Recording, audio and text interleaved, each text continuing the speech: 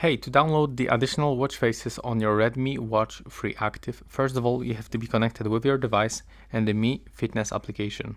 Next, you have to select Device tab, select Watch Faces. You have to be also connected to the Wi-Fi or mobile data, and from here you can actually download online watch faces. Here you can check your watch faces. Maybe I'm gonna take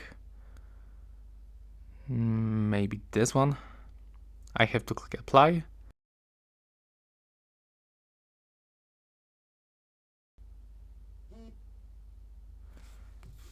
Okay, our device vibrate, and as you can see right now we get this custom watch face on our Redmi Watch Free Active. When you want to get more watch faces, you can for sure download them from here.